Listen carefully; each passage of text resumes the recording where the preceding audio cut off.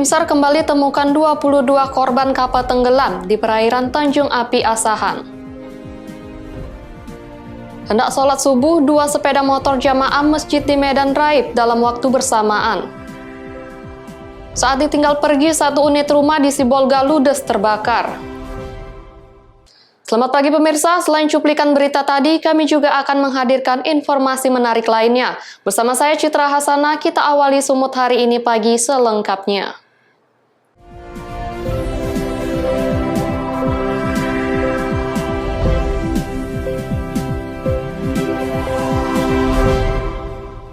Kita ke informasi pertama. Pemirsa, sebanyak 22 dari 26 pekerja migran ilegal yang hilang kembali dievakuasi tim SAR gabungan di sekitar lokasi kapal tenggelam yang ditemukan nelayan saat kapal mereka tumpangi karam di Tanjung Api Asahan, Sumatera Utara.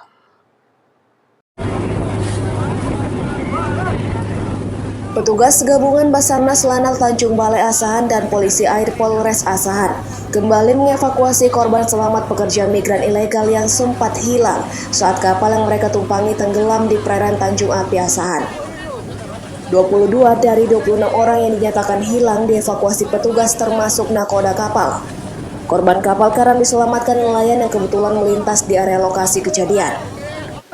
Mulyadi, salah satu korban selamat, mengatakan suasana mencekam saat kapal yang mereka tumpangi tenggelam karena masih dalam keadaan gelap di pagi hari. Semua penumpang panik hingga menangis berusaha menyelamatkan diri. Beruntung ada jaring nelayan yang dapat ditarik. Ya, memang panik begitu, jelas panik Pak. Kawan-kawan semua teriak-teriak terus. Yang lain ada yang teriak, ada yang menangis, ada yang minta tolong. Iya. Tapi kita teriak-teriak itu rame-rame langsung kapalnya tenggelam ke bawah terus. Yang bisa itu cepat berenang, itu pegang itu apa itu bantuan tali ke apa. Lalu yang nggak bisa itu saya nggak tahu. Suasana saat itu gelap Pak ya? Ya memang udah gelap, gelap sekali.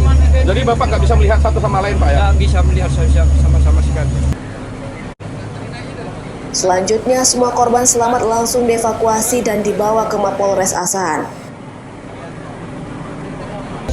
Korban tambahan yang selamat itu di perairan Tanjung Api, tepatnya Kabupaten Asahan, berjumlah 22 dari pencarian kedua. Jadi jumlah total keseluruhan sampai dengan saat ini PMI yang kita evakuasi berjumlah 85 orang, dalam keadaan selamat itu berjumlah 83 dan 2 meninggal dunia. Dari keterangan nahoda kapal ini berapa sih jumlah sebenarnya PMI yang dibawanya Bang? Ya, jumlah keseluruhan di informasi yang kita terima itu jumlah 89 orang yang on board semua, termasuk ABK-nya ada 4. Sampai saat ini tim masih melakukan pencarian di keempat korban yang belum ditemukan. Dan mengenai 4 orang lagi gimana Bang statusnya Bang? Statusnya masih pencarian, tim juga melakukan tim pencarian lagi. Kini dari total 89 korban kapal karam, sudah 85 orang ditemukan petugas dengan rincian 83 selamat dan 2 orang meninggal dunia. Petugas akan terus mencari 4 korban yang belum ditemukan. Wanda Pratama melaporkan dari Asahan untuk Evarina TV. Pemirsa, berikut kami sampaikan daftar nama-nama pekerja migran ilegal yang menumpangi kapal karam tanpa nama dan perairan Tanjung Api Asahan.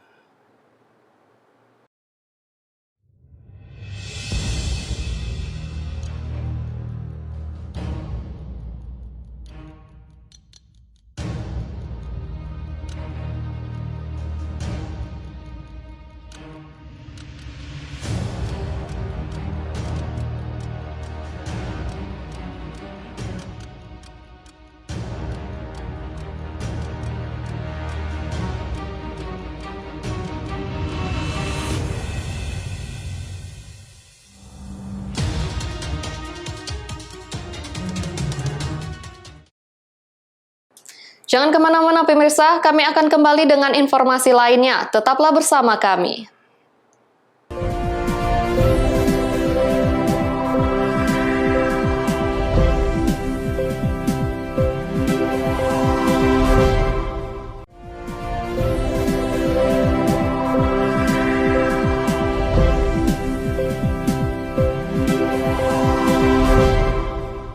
Terima kasih masih bersama kami. Pemirsa, sering terjadi kehilangan jamaah Masjid Jamik Al-Kaniti yang berada di Jalan Sekambing, Kelurahan Sekip, Kecamatan Medan Petisa Resah.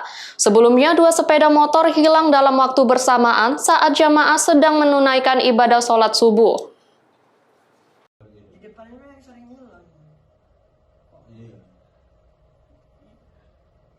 Tidak butuh waktu lama, komplotan pencuri spesialis sepeda motor ini berhasil membawa kabur 2 unit sepeda motor sekaligus yang terparkir di halaman masjid.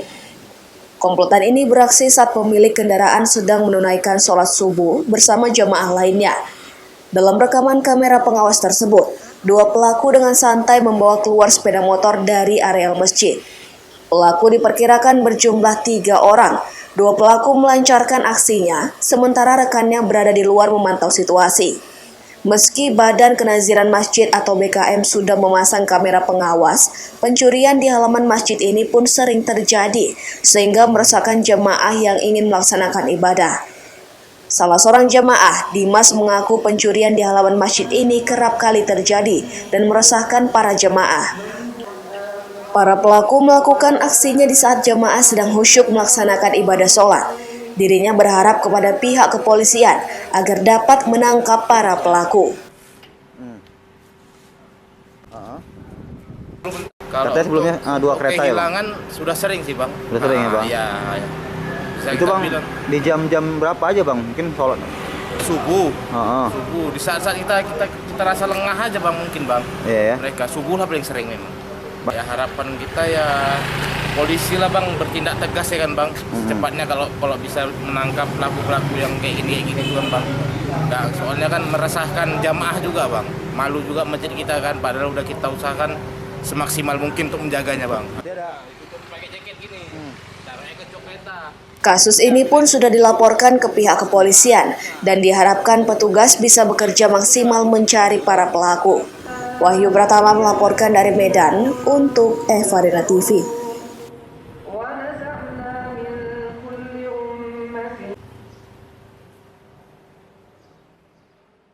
Dari Medan kita ke Batubara. Pemirsa, guna melihat langsung kondisi desa dan menyerap aspirasi warga, Bupati Batubara, Sumatera Utara meluncurkan program Bupati Menyapa Warga dengan menginap di desa yang berada di Kelurahan Batubara. Akan melaksanakan gotong royong di desa lain. Program Menyapa Desa kali ini digelar di Desa Kuala Gunung, Kecamatan Datuk 50, Batubara. Dalam program Menyapa Desa, Bupati Batubara Zahir didampingi para pejabat organisasi perangkat daerah di lingkungan Pemkab Batubara. Program ini diisi berbagai kegiatan, diantaranya nonton bareng video story Bupati Zahir, serta video tentang capaian pembangunan di Kabupaten Batubara di masa kepemimpinan Zahir. Video yang ditayangkan melalui mobil Videotron ini disambut antusias warga. Bupati Zahir mengatakan, tujuan dari program ini untuk melihat langsung pembangunan serta program pemerintah di desa-desa. Jika ada yang belum terwujud, akan diwujudkan di tahun berikutnya. Dalam kesempatan tersebut, Bupati Zahir juga memberikan bantuan secara simbolis berupa bahan pangan, bibit tanaman pohon berbuah, KTP, kartu identitas anak, kartu keluarga, serta akte kelahiran dan peralatan kebersihan. Kita melaksanakan tidur di desa. Judulnya itu Bupati Menyapa Desa. Ya. Kenapa ini kita lakukan? Kita ingin cross check 3 tahun ini apakah pembangunan itu, program itu sudah sampai nggak ke desa. Kemudian apalagi yang dibutuhkan masyarakat desa supaya nanti 2023 bisa kita penuhi.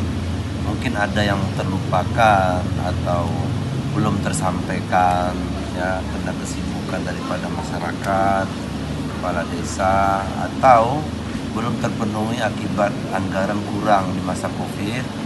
Ya mudah-mudahan nanti 2023, 2024 ini bisa kita cicil kembali, kita ansur supaya program-program itu betul-betul program yang menyentuh dan dibutuhkan oleh masyarakat. Kita mendengarkan, ya melihat secara langsung apa-apa lagi keluhan-keluhan di desa-desa yang lain. Dan ini terus kita lakukan secara rutin ya, sehingga nanti sampai 2023 semua desa itu sudah kita sapa.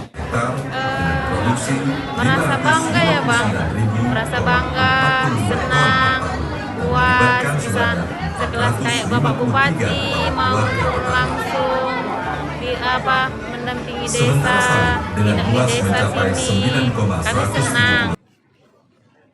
Program Bupati Menyapa Desa akan dilakukan secara berkesinambungan di seluruh desa dan kelurahan di Batubara. Taufik melaporkan dari Batubara untuk Evarina TV.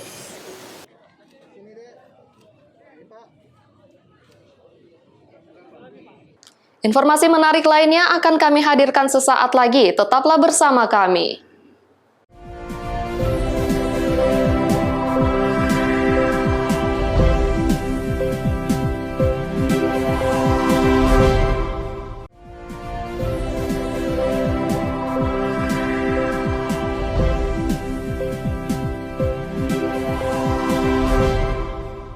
Terima kasih masih bersama kami. Pemirsa, satu unit rumah semi permanen di Jalan Ade Irma Suryani, Gang Barat, Kelurahan Simare-Mare, Kecamatan Sibolga Utara, ludes terbakar saat ditinggal oleh penghuni rumah.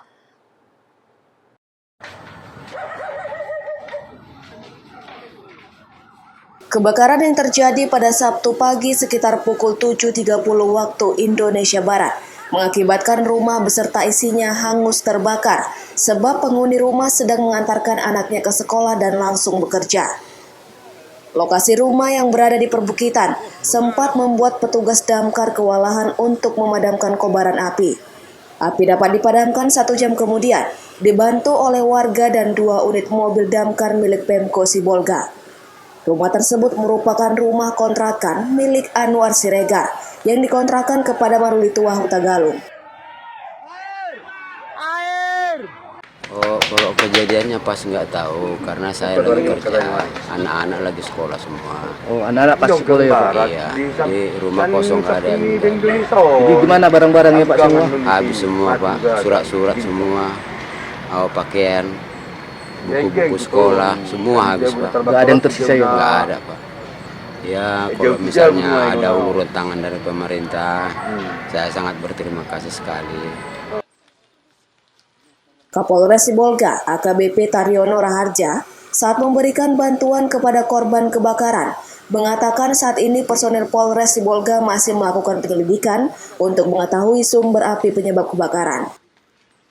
Pagi ini kami dari Polres Sibolga mengunjungi keluarga Pak Huta Galung yang kebetulan pagi ini mendapatkan musibah, rumahnya terbakar. Jadi kami juga sedang menyelidiki untuk penyebab kepastian terjadinya kebakaran tersebut. Di samping itu kami memberikan tali asih kepada Pak Huta Galung beserta keluarga supaya bisa meringankan beban yang dialaminya setelah terjadi musibah ini.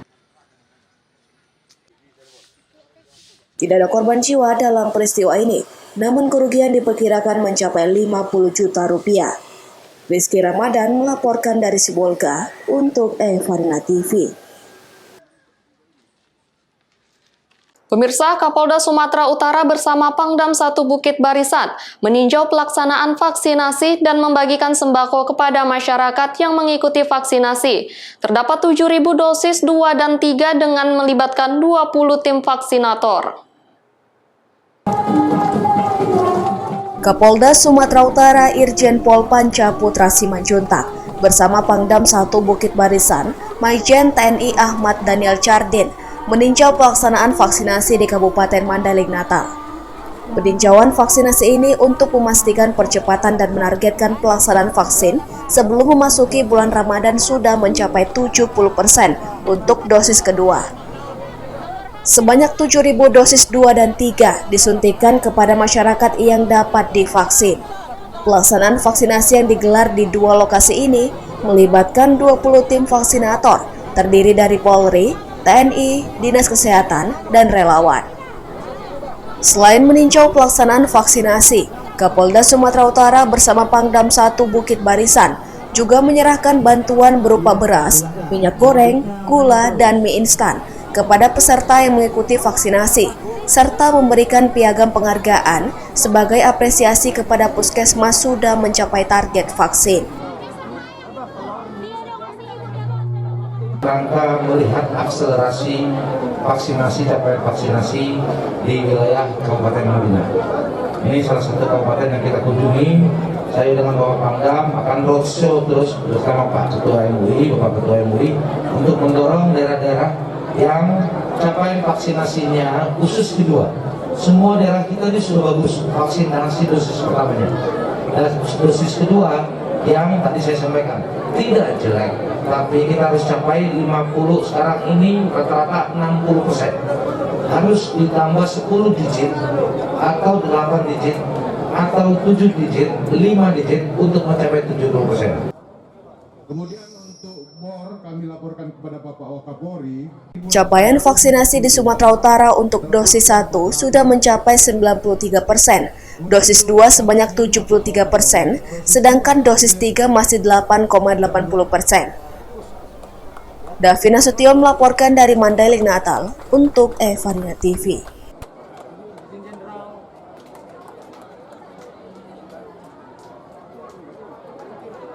Pemirsa, informasi tinjau vaksinasi di Mandailing Natal tadi sekaligus mengakhiri perjumpaan kita pagi ini. Tetap saksikan program selanjutnya. Saya Citra Hasana mewakili kerabat kerja yang bertugas pamit undur diri. Terima kasih dan sampai jumpa.